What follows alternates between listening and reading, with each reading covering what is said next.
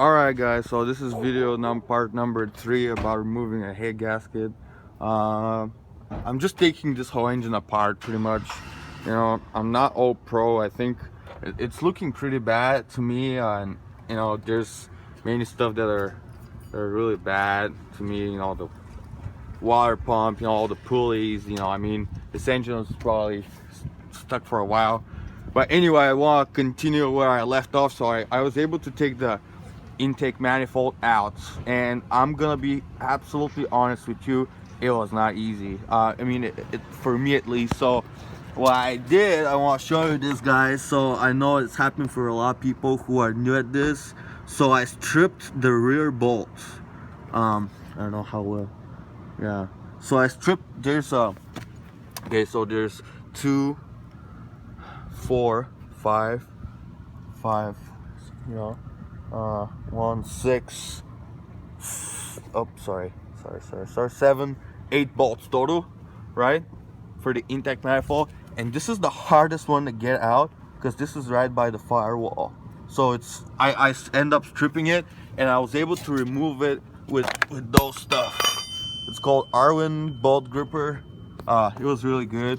I just use a couple extensions like that, and I used that one. It held it pretty good, so it worked out great. Anyway, let's move on. And then it's not easy. You don't have almost any room here. I disconnected the wire harness, you know, a wiring harness, and you know, it's from right here. A couple plugs. There's this one that goes through here, that one, I hook that one, and then through here, and then right here. You know, I just wanted to make more room because the bolts, it's kind of like right here, right? You can kind of see where the holes are at. And then it was pretty tough for me, but I was able to do it. And then I disconnected those vacuum lines again for the exact same purpose. This was in the upper of the manifold, you know. Disconnected those vacuum lines. Make sure you take a picture of those or mark those, or however you prefer to do things. So I'm gonna go from here. Honestly, guys, the way things are looking, I might as well get a new engine. I do research about those. I read that they have a timing chain problem. I was watching a lot of good videos from good people, you know, explaining those things, that they have timing chain problems outside the head gasket. So the way things are, oh, excuse me, and I forgot a very important thing. I removed the radiator, so it was not that easy for me either. Like I said, I'm not a pro or anything like that, so I'm just trying to learn more and work on my car. So I want to show you right here. I got the radiator out, but not just the radiator. So I removed the, you know, the bracket that holds it. It kind of holds the radiator and the AC condenser, excuse me, together. And this came out of that. And the only reason, so sorry, oops, gotta be careful because those stuff are leaking here. I think transmission fluid. So the reason why I took this out with that was because there's this one bolt that is right here that it's like it's not visible through the back. I saw a video how a guy is doing it, but on this one, on my vehicle, I didn't have any access to this bolt to remove it, so I can take the radiator off separately. So that's why I was working on the engine anyway. I end up just taking the whole thing apart, taking a whole out, and it actually works out because if anybody is gonna even do that,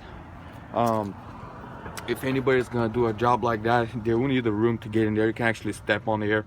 So that's what I did. I stepped on here, and then you know, work my way towards the back of it.